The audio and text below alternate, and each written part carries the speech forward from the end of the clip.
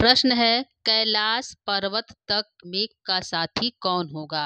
तो यहाँ पे जो यक्ष कहता है मेघ से, हे मेघ, तो जो है श्रवण शुभगम गर्जितम मानसुकता ए कैला जो है ए कैलासाद, यानी कि तुम्हारी गर्जना को सुनकर जो राजहंसा है, जो मानसरोवर जाने के लिए उत्सुक है, वह तुम्हारे साथ कहाँ तक जाएंगे, कैलाश पर्वत तक जाएंगे।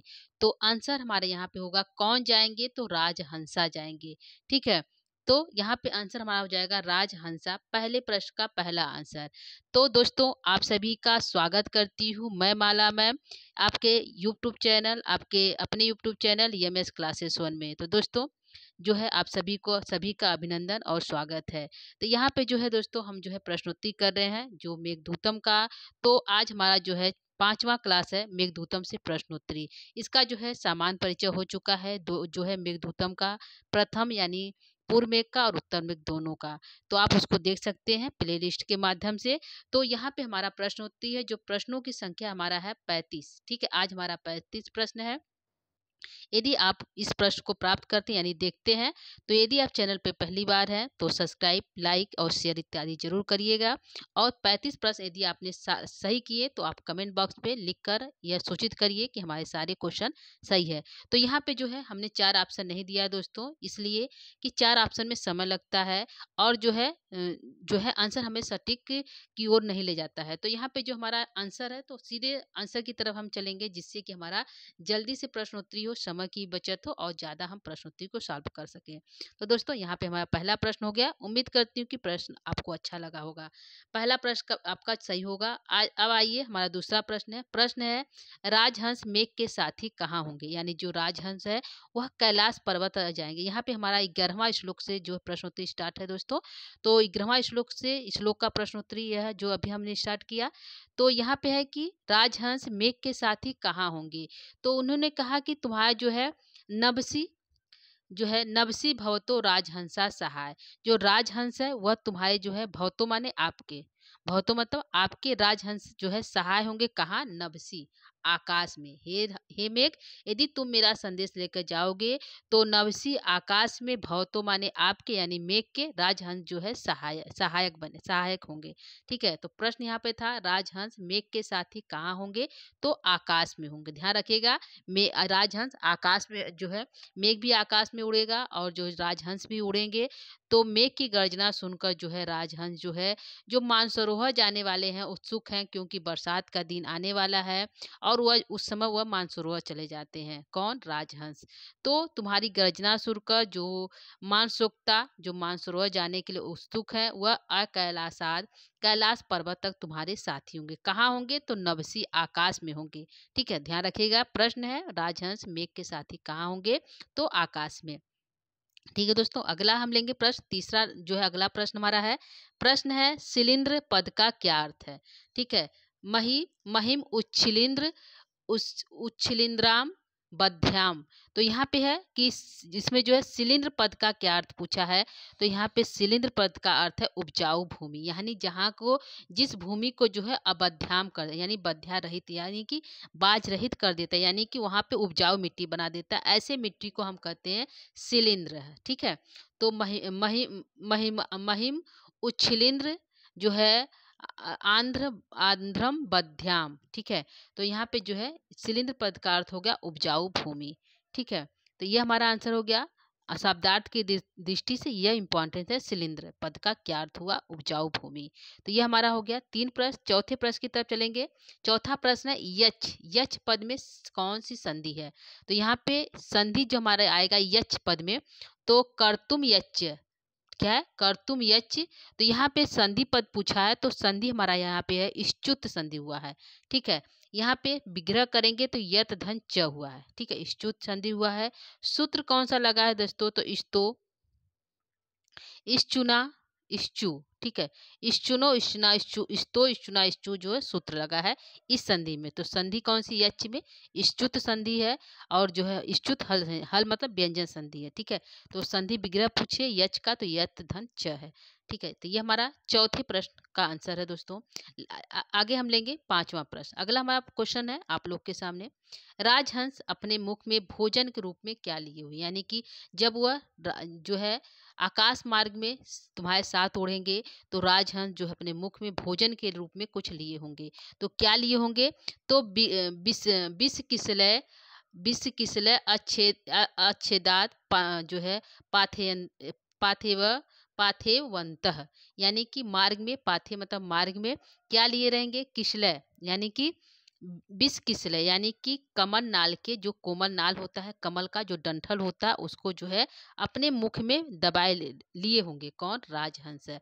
राजहंस अपने मुख में भोजन के रूप में क्या दबाए हुए हैं, कमल नाल के टुकड़े। कमल नाल यानी कमल का जो नाल होता है वो बहुत कोमल मुलायम होता है और जो है राजहंस उसको भोजन के रूप में ग्रहण करते हैं। तो उस कमल नाल को के टुकड़े को अपने मुख में दबाए हुए हैं। कौन, राजहंस। तो क्वेश्चन इंपॉर्टेंट, ध्यान रखिएगा, राजहंस अपने मुख में भोजन के रूप में क्या दबाए हुए, तो कमल नाल के टुकड़े दबाए हुए हैं। ये हमारा हो गया। अगला हमारा क्वेश्चन है क्वेश्चन नंबर 6, मान सोक्ता पद में संधि है, ठीक है।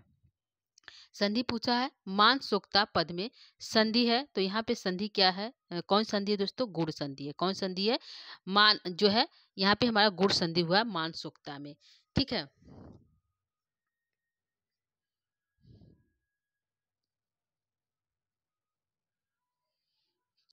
ठीक, तो यह हमारा प्रश्न हो गया, मानसोक्ता में संधि पूछा है तो गुण संधि।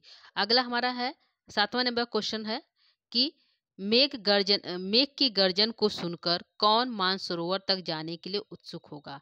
तो कौन होगा दोस्तों, राजहंस। हमने बताया मेघ की गर्जना यानी जो है तेज श्रवण गर्ज शुभगम, तुम्हारी सुंदर गर्जना, गर्जितम श्रवण शुभगम, तुम्हारी जो सुंदर गर्जना, जो कानों को सुंदर लगने वाली गर्जना को सुनकर मानसोक्ता मानसरोवर तक जाने के उत्सुक होंगे। कौन, राजहंसा। तो आंसर हमारा राजहंसा होगा। तो इस जो है हमारा जो है इस श्लोक से इतने क्वेश्चन बने दोस्तों। आगे हम चलेंगे अगले क्वेश्चन की तरफ। क्वेश्चन नंबर 8 है, 8वां क्वेश्चन है, मेघ का प्रिय सखा कौन है। तो मेघ का प्रिय सखा कौन है दोस्तों, तो मेघ का प्रिय सखा हमारा जो है रामगिरी पर्वत है। पूछता है, श्लोक है 20 मत 12, उसमें पूछता है, आप पृच्छस्व प्रिय सखा सखम ममु, तुम क्या हो अपने सखा प्रिय सखा से पूछ लो। जो है यक्ष कहता है मेघ से कि हे मित्र, हे दोस्त, यक्ष कहता है मेघ से कि तुम क्या करो, आप पृच्छस्व पूछ लो, किससे, प्रिय सकम ममु, अपने प्रिय सखा यानी अपने रामगिरी पर्वत से तुम पूछ लो। तो यहाँ प्रश्न है मेघ का प्रिय सखा कौन है, तो रामगिरी पर्वत है। ध्यान रखिएगा, क्वेश्चन है कि मेघ का प्रिय सखा कौन है, तो रामगिरी पर्वत है। ठीक, अगला क्वेश्चन है क्वेश्चन नंबर, राम जी का पग चिन्ह किस पर्वत पर अंकित है। राम जी का पद चिन्ह किस पर्वत पर अंकित है, तो बंदई पुष्पाम रघुपतई अंकितम मेखलासु, उसी मेखला में, यानी मेखलासु मतलब उसी मेखला में, रामगिरी के मेखला में ही बंदई जिसकी लोग वंदना करते हैं, पुंसाम रघुपतई पति अंकितम, रघु यानी श्री राम जी के पग चिन्ह अंकित है।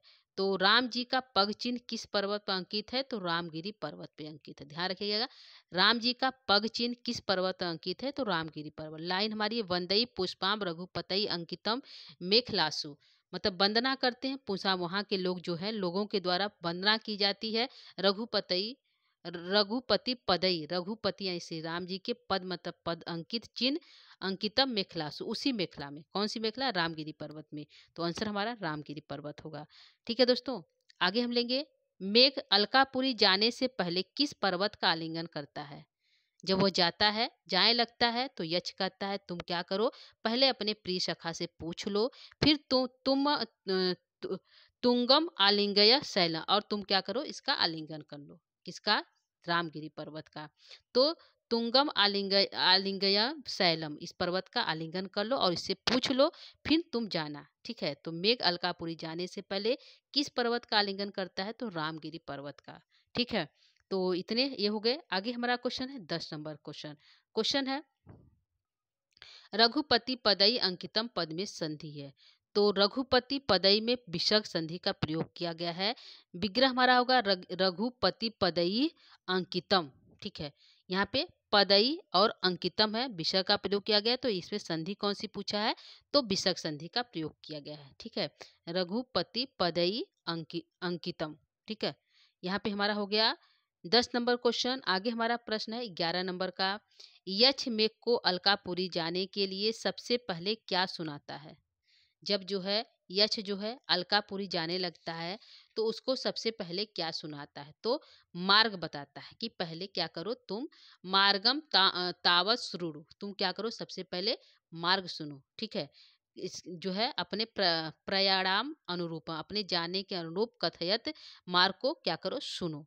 तो मेघ जो यक्ष जो है मेघ को अलकापुरी जाने के लिए सबसे पहले मार्ग बताता है। उसके बाद क्या कहता है, संदेशम में तदनु जलद, हे जलद तब उसके बाद तुम में मतलब मेरे यानी यक्ष के संदेशम संदेश को सुनो। पहले क्या करो तुम मार्ग सुनो और उसके बाद मैं संदेशम, तब उसके बाद मेरे संदेश को सुनना। तो क्वेश्चन यहाँ पे है मेघ यक्ष मेघ को अलकापुरी जाने के लिए सबसे पहले क्या सुनाता है, तो मार्ग सुनाता है। उसके बाद क्या सुनाता है, तो अपने संदेश को सुनाता है। ठीक है, तो 2 क्वेश्चन को ध्यान रखिएगा, 2 क्वेश्चन हुए यहाँ पे। अगला हमारा 12 नंबर का क्वेश्चन है। क्वेश्चन है खिन्न खिन्न पद में प्रत्यय है।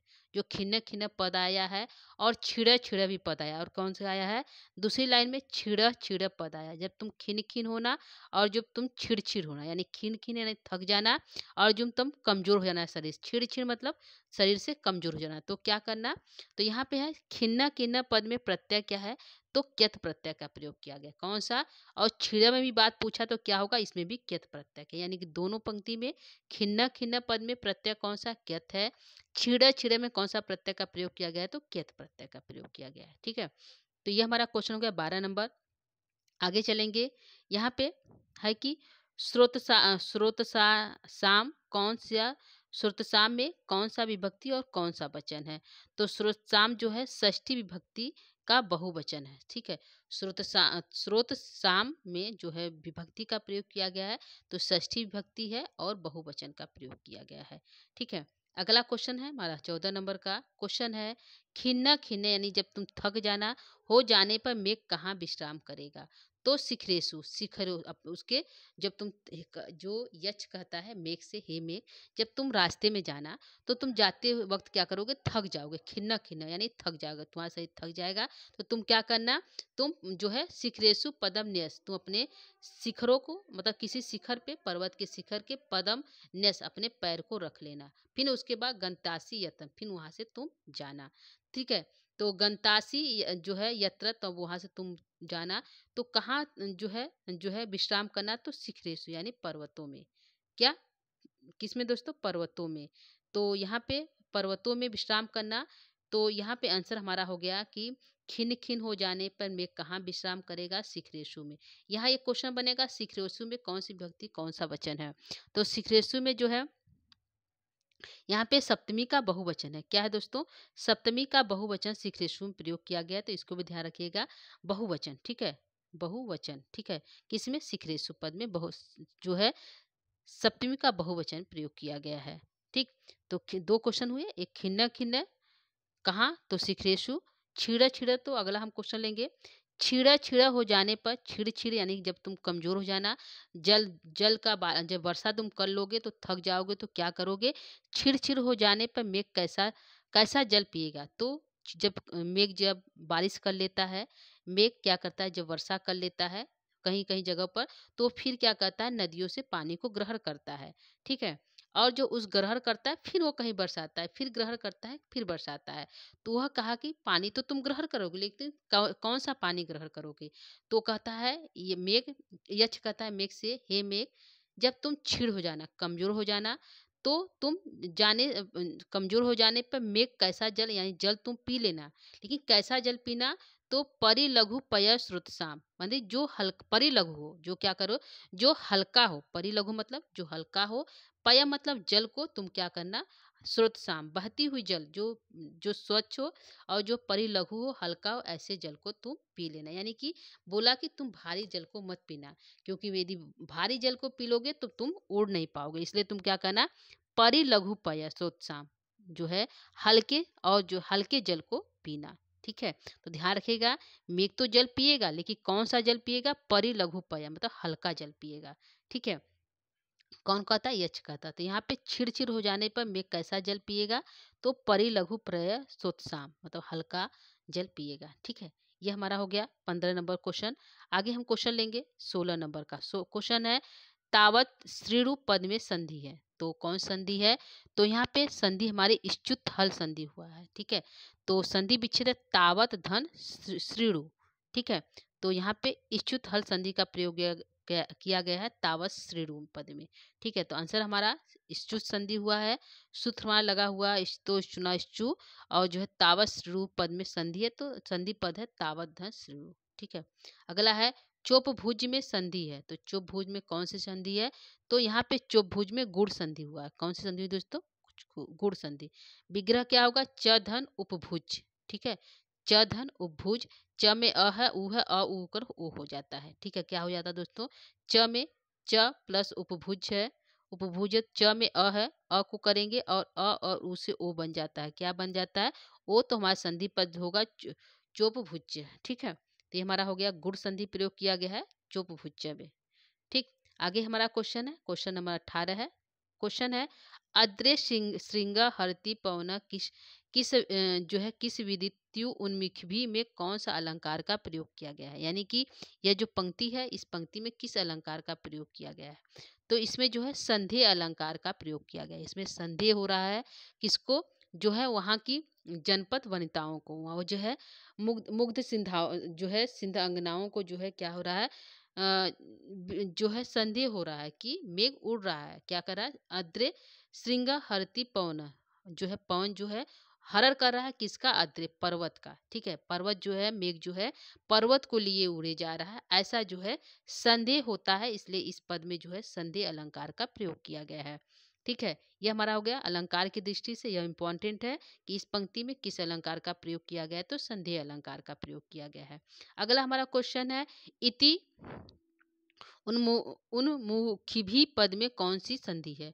तो इति उन्मुखी पद में जो है यर संधि का प्रयोग किया गया। कौन संधि प्रयोग किया गया दोस्तों? यर संधि का प्रयोग किया गया है। इसमें इति धन उन्मुख भी जो होगा। ठीक है, तो इसमें यर संधि का प्रयोग किया गया है। यहाँ पे एक क्वेश्चन बनेगा कि इसमें कौन सी विभक्ति कौन सा वचन है इति उन्मुख भी में? तो तृतीया का बहुवचन इसमें लगा है। क्या लगा है दोस्तों? जो है तृतीया का बहुवचन इसमें पंक्ति में जो है वचन और विभक्ति यदि पूछे तो तृतीया का बहुवचन है इति उन्मुख भी में। ठीक है, तो यहाँ पे जो है संधि पूछा तो यर संधि है, इति धन उन्मुख भी होगा, और यदि विभक्ति और वचन पूछे तो तृतीया का बहुवचन है। ठीक है, अगला क्वेश्चन हमारा 20 नंबर क्वेश्चन। क्वेश्चन संख्या कहता है, क्वेश्चन है आप लोग के सामने, क्वेश्चन क्या कह रहा है दोस्तों, इसको ध्यान रखिएगा। क्वेश्चन है मुग्ध सिद्धांगनाभि पद में कौन सा समास है? तो इसमें जो है मुग्ध यानी भोली भाली, सिद्धों की अंगनाएं यानी उनकी पत्नियां। ठीक है, मुग्ध मतलब भोली भाली, सिद्ध मतलब सिद्धों की, अंगनाएं मतलब उनकी पत्नियां जो है। तो कौन है दोस्तों? तो इसमें बहुव्रीहि समास प्रयोग किया गया है। मुग्ध सिद्धा अंगनाभि में कौन सा समास है? तो भोली भाली सिद्धों की पत्नियां यानी कौन? बहुव्रीहि समास होगा। ठीक है, यहाँ पे मुग्धा या सिंधांगना। ठीक है, यह विग्रह होगा। यदि इसमें पूछे, इसमें जो है मुग्ध सिंधा अंगनाभि में विभक्ति और वचन क्या है? तो इसमें भी जो है तृतीया का बहुवचन प्रयोग किया गया है। क्या किया गया है? तृतीया का बहुवचन इसमें भी प्रयोग किया गया, इसको ध्यान रखिएगा।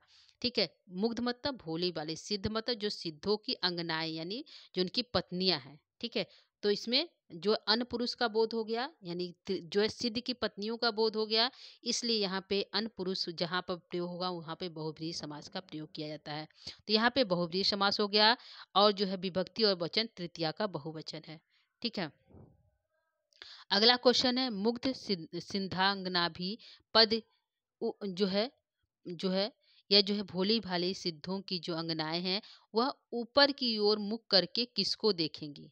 ठीक है, क्वेश्चन है जो भोली भाली भाली सिद्धों की पत्नियां हैं, अंगनाएं हैं, वह ऊपर उन्मुखी भी यानी कि ऊपर की ओर मुख करके किसको देखेंगी? तो तुमको देखेंगी, यानी कि किसको देखेंगी? जो है तुमको देखेंगी, यानी कि मेघ को देखेंगी। ठीक है, यच कहता है जब तुम आकाश मार्ग में उड़ते हुए काले काले बादल लेकर उड़ोगे जब पानी के साथ, तो जो है भोली भाली सिद्धों की जो पत्नियां हैं, वह सोचेंगी कि ये देखो पर्वत को लिए उड़े, ये जो है मेघ जो है, हवा जो है क्या कर रहा है, पर्वत लिए उड़े जा रहा है। इस पर देखकर क्या करेंगी, बहुत अधिक चकितम, चकितों में जो चकित है, आश्चर्यचकित है, ऐसा तुमको देखेंगी। तो यहाँ पे है कि जब तुम जाओगे तो तुमको कैसे देखेंगी, ऊपर की ओर मुंह करके देखेंगी। क्यों देखेंगी, क्योंकि ऐसा लगेगा कि उनको कि संधि अलंकार का प्रयोग किया गया इसमें दोस्तों। तो लगेगा कि जो यह पवन जो है उड़ तो रहा है, लेकिन क्या लेकर उड़ रहा है, पर्वत को लिए उड़े जा रहा है। तो इस प्रकार जो है वह जो है ऊपर की ओर मुंह करके तुमको आश्चर्यचकित होकर देखेंगी। इसमें किसको, तो मेघ को देखेंगी। ठीक है, तो इसलिए तुमको क्या करना चाहिए, अलकापुरी मेरा संदेश लेकर जाना चाहिए, ऐसा जो है यक्ष जो है उसको कहता है, यानी उसको मोटिवेट कर रहा है, तैयार कर रहा है अपने संदेश को जाने के लिए दोस्तों। तो इस प्रकार की जो प्रलोभन दे रहा है एक तरह से। ठीक है, इसको भी ध्यान रखिएगा, आंसर हमारा मेघ होगा। ठीक है, आगे है, मेघ को उड़ाए लिए जा रहा है। तो लिए जा रहा है, यह जो है किसको, मेघ किसको उड़ाए लिए जा रहा है, तो पर्वत की चोटी को। ठीक है, किसको यह जो है किसको संदेह हो रहा है, मुग्धा जो भोली भाली सिद्धांगनाएं भी हैं, उनको यह जो है महसूस हो रहा है कि देख रही हैं कि मेघ जो है उड़ाए लिए जा रहा है किसको, तो अद्रे यानी पर्वत की चोटी को। पर्वत की चोटी क्या कर रहा है, उड़ाए लिए जा रहा है। ठीक है, तो ये हमारा हो गया आंसर, 22 का आंसर पर्वत की चोटी को उड़ा लिए दे। अगला हमारा क्वेश्चन है, सरस निचूल के वृक्ष किस पर्वत पर उगे हुए हैं। सरस निचूल के जो वृक्ष हैं वह किस पर्वत पर उगे हुए हैं। ठीक है, तो यह जो है सरस निचूल के जो वृक्ष है वह किस पर्वत पर उगे हुए हैं दोस्तों, तो यह है कि रामगिरी पर्वत पे। ठीक, कहाँ पे, रामगिरी पर्वत पे। और जो है यक्ष कहता है, स्थानात अस्मात् सरस निचुलात जो है उपततो उदंग मुखम खम। ठीक, उद मुखम खम, तो क्या कर रहा है, जिस स्थान से तुम उड़ोगे, ठीक है, वहां पे क्या है, सरस निचुल के वृक्ष है, वहां से तुम उत्तर दिशा की ओर उन्मुख होके उड़ना। खम मतलब आकाश में, आकाश में तुम क्या करना, उस स्थान से उड़ना।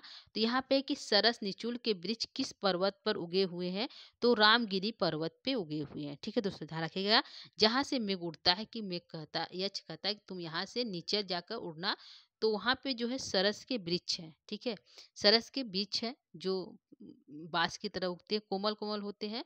तो वृक्ष किस पर्वत पर उगे हुए हैं, तो रामगिरी पर्वत पर उगे हुए हैं, इसको ध्यान रखिएगा।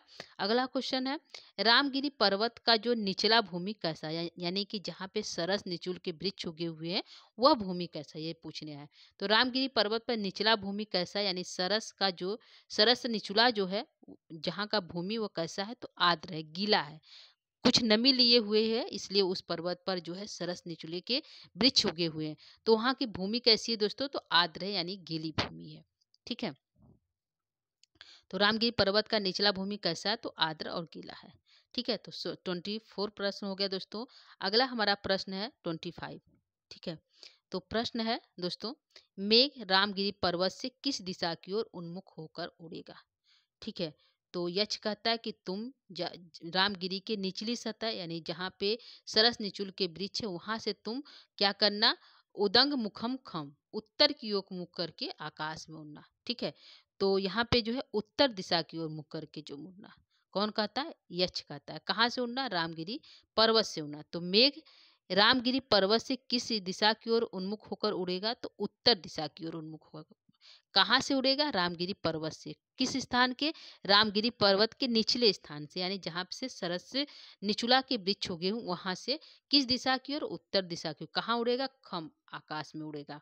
ठीक है, तो आंसर हमारा 25 का उत्तर दिशा की ओर।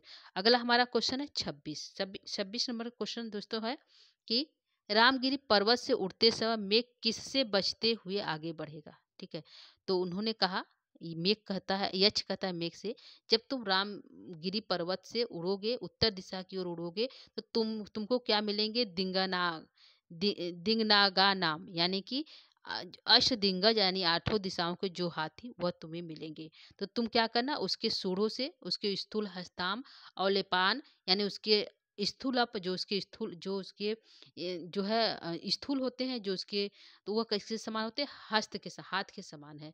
तो उससे तुम जो क्या करना, परिहरण, उससे हटते हुए, पथि परिहरण, उसके मार्ग से हटते हुए तुम क्या करना, आगे बढ़ जाना। तो यहाँ पे है रामगीर पर्वत से उठते समय मेघ किससे बचते हुए आगे बढ़ेगा, तो दिग्गज हाथियों से बचते हुए आगे बढ़ेगा।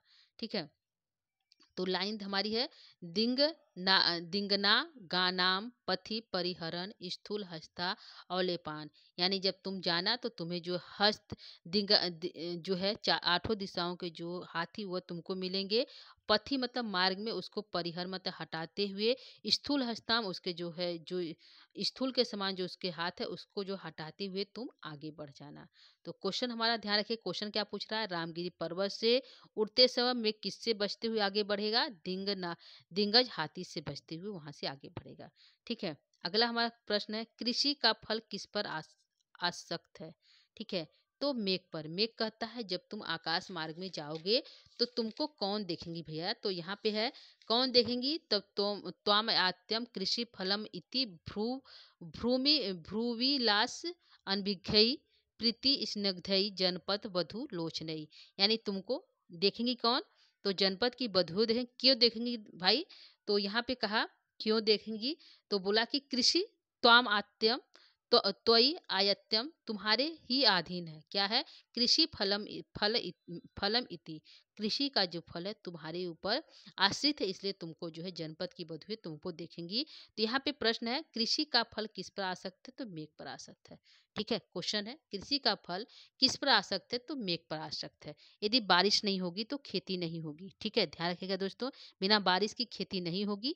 हम अपने किसी भी मतलब सुख जो है सुविधाएं जो हमारे हैं जल के, उससे भी हम जो है सारे फसल को जो है नहीं उपजा सकते। इसलिए जो है कृषि का जो है किसानों का जो फल होता है वह मेघ के बारिश पर ही निर्भर करता है। आज भी यह जो है सत्य है। ठीक है, अगले क्वेश्चन की तरफ चलेंगे, क्वेश्चन नंबर 28। क्वेश्चन कहता है भवों के विलास से अपरिचित कौन है, तो कौन है, ग्रामीण की स्त्रियां, जो ग्रामीण की स्त्रियां जनपद बधु लोचनई, वह क्या है, किससे भ्रू जो है भ्रूविलास अनभिघ्यई, जो भवें की जो हाव भाव होती हैं, जो विलास है उससे क्या है, कौन सी स्त्रियां अनभिज्ञ हैं, तो जनपद की स्त्रियां यानी ग्रामीण की स्त्रियां, जो गांव की स्त्रियां होती हैं वो भवों के हाव भाव चाल से अपरिचित होते हैं, उनको इस बात का ज्ञान नहीं होता है कि यह क्या होता है। तो यहाँ पूछा है भावों के विलास से अपरिचित कौन है, तो जनपद वधु, जो जनपद की वधुएं वह जो है क्या है, अपरिचित है। किसके भव, मतलब जो हमारे भव होते हैं, जो हमारे नयन होते हैं उससे अनभिज्ञ है। ठीक है, तो आंसर हमारा हो गया ग्रामीण की स्त्रियां। ठीक है, अगला क्वेश्चन है स्नेहशील ग्रामीण वनिताओं की आंखों में कौन देखा जा रहा है। यानी कि यक्ष कहता है मेघ से, यदि हे मेघ यदि तुम जाओगे तो तुमको जनपद की वधुएं देखेंगी, तो कैसे देखेंगी, प्रीति स्निग्ध, प्रीति पूर्वक यानी कि स्नेहशील, स्नेह होकर प्रीति स्निग्धई जनपद वधु जनपद पद वधु लोचनई, यानी तुमको प्रीति से स्नेह पूर्वक जनपद की वधुएं लोचनई मतलब अपने आंखों से तुमको प्रियमाना पिएंगी। ठीक है, ऐसा उन्होंने कहा। तो क्वेश्चन है स्नेहशील ग्रामीण वनिताओं की आंखों से कौन देखा जा रहा है, तो मेघ करा, तुम जाओगे तुमको ग्रामीण की वधुएं देखेंगी। कैसे देखेंगी, प्रीतिशील, प्रीति स्निग्ध, प्रीतिशील यानी स्नेहशील, आंखों से प्रियमान पिएंगी, ग्रहण करेंगी, तुमको देखेंगी। ठीक है, तो आंसर हमारा मेघ होगा। तो किसको देखेंगी भैया, तो आंसर हमारा मेघ को देखेंगी। ठीक है, अगला क्वेश्चन है हल जोतने से कौन सा देश सुगंधित हो गया है। ठीक है, वो कहा कि तो जाना तो हल जोतने से कौन सा जो है देश सुगंधित हो गया, तो माल देश। वह कहता है जब तुम आगे की ओर बढ़ना, मतलब कि जब तुम उड़कर जाना तो सबसे पहले माल देश पड़ेगा। वहां जब तुम जाना तो वहां थोड़ा ठहर जाना, क्या करना, वहां ठहर जाना, और ठहर क्या करना, वर्षा करना। तो वहां की जो अभी जोते हुए खेत हैं तुम्हारे बारिश करने से क्या हो जाएंगे, उसमें सुगंधित आ जाएंगे, वह सोनी सोनी उसमें महक आ जाएगी, इस प्रकार की। तो जो जोते हुए खेत की यदि बारिश होती है, गर्मी के बाद जब बरसात आता है, जब बारिश आती है तो बारिश की बूंदें जब जमीन पर पड़ती है तो उससे बहुत अधिक सुगंध हो जाता है कौन सी, धरती। तो वह क्वेश्चन है हल जोतने से कौन सा देश सुगंधित हो गया? तो माल देश, क्योंकि वहां पे जो है मेघ को वर्षा करने के लिए यक्ष बोल रहा है, तो माल देश जो है सुगंधित होगा। ठीक है, अगला क्वेश्चन है, माल देश से होकर यक्ष मेघ को किस ओर जाने के लिए कहता है? कहता है कि तुम उत्तर दिशा की, क्योंकि वो जो है रामगिरी पर्वत से कहाँ के लिए उड़ा था? उत्तर दिशा की ओर। तो करा तुम उत्तर दिशा की ओर जाना तो तुम्हें माल देश पड़ेगा, वहां बारिश करना, लेकिन फिर तुम क्या करना? उत्तर दिशा की ओर उड़ जाना। तो कह रहा कि माल देश से होकर, मतलब वहां बारिश करने के बाद यक्ष मेघ को किस ओर जाने के लिए कहता है? तो फिर वो कहता है कि तुम उत्तर दिशा की ओर, वहां से क्या करना? फिर तुम उत्तर दिशा की ओर ही जाना। ठीक है, तो ये हमारा हो गया 31 नंबर प्रश्न दोस्तों। आगे हम अगला प्रश्न लेंगे। प्रश्न संख्या हमारा है ब्रज 32। कह रहा ब्रज, व्रज जो है पद है, इस पद में कौन सा लकार एवं कौन सा वचन का प्रयोग किया गया है? तो व्रज में लोट लकार, मध्यम पुरुष, एक वचन का प्रयोग किया गया है। ठीक है दोस्तों, ब्रज जो शब्द है उसमें इस पद में लोट लकार, मध्यम पुरुष, एक वचन का प्रयोग किया गया है। अगला क्वेश्चन हमारा 33 है, मेघदूत के अनुसार इंद्र धनुष का टुकड़ा कहाँ से निकल रहा है? यानी कि श्लोक संख्या हमारा है, एक श्लोक है, उसमें कहा गया है कि इंद्र धनुष के समान जो है प्रकाश के समान तुम दिखाई दोगे। तो मेघदूत के अनुसार इंद्रधनुष के टुकड़ा के समान कौन दिखाई दे, कहाँ से निकल रहा है? मान लो कोई प्रकाश निकल रहा है, कहाँ से निकल रहा है? तो बाबी के अग्रभाग से। एक बाबी बना हुआ है, जैसे वाल्मीकि जो है तपस्या करते हुए बाबी के समान हो गए थे, तो उसी बाबी के समान जो है क्या है? वाल्मीकि अग्रपात प्रभोति, जो वाल्मीकि के समान तुम क्या करोगे? बाबी के अग्रभाग से के समान तुम क्या करोगे? सुशोभित होगे। ठीक है, तो मेघ के अनुसार इंद्रधनुष का टुकड़ा कहाँ से निकल रहा है? तो बाबी के अग्रभाग से निकल रहा है। ठीक है, अगला क्वेश्चन है, गोप वेशधारी भगवान विष्णु, ठीक है, क्या है? गोप वेशधारी भगवान विष्णु के समान शोभा को कौन धारण करेगा? क्वेश्चन है कि गोप वेशधारी यानी कि भगवान श्री कृष्ण कौन धारण करेगा? तो मेघ। कौन धारण करेगा दोस्तों? मेघ। वह कहते हैं जब तुम जाओगे तो उस स्फुरित रोचिनाम गोप वेशस्य विष्णु, तुम जो है भगवान विष्णु के समान, जो गोपधारी जो गाय चराते थे, वैसे भगवान विष्णु के समान तुम शोभा को धारण करोगे।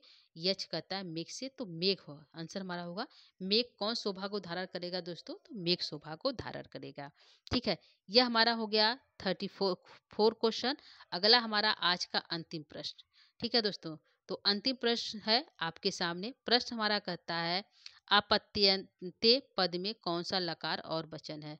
तो अपत्यंते पद में जो है लिट लकार का प्रयोग किया गया है। लिट लकार भविष्य काल के लिए होता है। किसके लिए होता है दोस्तों? भविष्य काल के लिए होता है। तो लिट लकार का प्रयोग में प्रथम पुरुष एक वचन है। ठीक है, कौन सा है? अप्रत्ययंते पद में जो है अप्रत्ययते पद में जो है कौन सा लकार और वचन है? तो लिट लकार प्रथम पुरुष एक वचन का प्रयोग किया गया है, जो भविष्य काल का बोध कराता है। तो यह आंसर हमारा था 25 क्वेश्चन में। दोस्तों 25 क्वेश्चन हमने सॉल्व किया जो है यहाँ पे करवाएं। कुल जो हमने जो है यहाँ पे हमने जो है प्रश्नोत्तरी हमारा दोस्तों श्लोक संख्या के, यानी पूरे श्लोक को जो है सॉल्व किया जा रहा है। तो हर श्लोक से जो है क्वेश्चन जितने बन रहे हैं उसको हम बना रहे हैं, फिर यहाँ पे आप लोग को दे रहे हैं। तो यहाँ पे जो है हमने 16 जो है श्लोकों को यहाँ पे सॉल्व किया, यानी 16 श्लोक तक हमने जो है प्रश्नोत्तरी कर ली। तो आगे हम जो है प्रश्नोत्तरी 17 श्लोक से स्टार्ट करेंगे कल के क्लास में। तो यह हमारा प्रश्नोत्तरी दोस्तों, सबसे पहले हमने 35 प्रश्न कराए। आप लोगों का कितना सही हुआ? तो यदि आप लोग थोड़ा बता देंगे तो हमको अच्छा लगेगा कि हाँ मतलब प्रश्नोत्तरी कैसा है, आप लोग को समझ में आ रहा है कि नहीं। कुछ तो फॉर्मेशन दीजिए हमको, जिससे कि हमको मोटिवेट मिले, हम बनाने के लिए और आगे तैयार हो क्वेश्चन को। तो यह हमारा प्रश्नोत्तरी आज का था। उम्मीद करती हूँ प्रश्नोत्तरी आपको अच्छा लगा होगा परीक्षा की दृष्टि से, क्योंकि परीक्षा जल्द होने वाला है और उसके लिए हमें जो है बहुत मेहनत से जो है पढ़ाई करनी होगी। तो दोस्तों आज के लिए इतना ही। यदि आप चैनल पे पहली बार हैं तो सब्सक्राइब तो जरूर कर लीजिएगा, लाइक भी कर दीजिएगा और शेयर भी कर दीजिएगा। दोस्तों आज के लिए इतना ही। नमो नमः, नमो नमः, नमः संस्कृताय। जो है शुभ संध्या। धन्यवाद।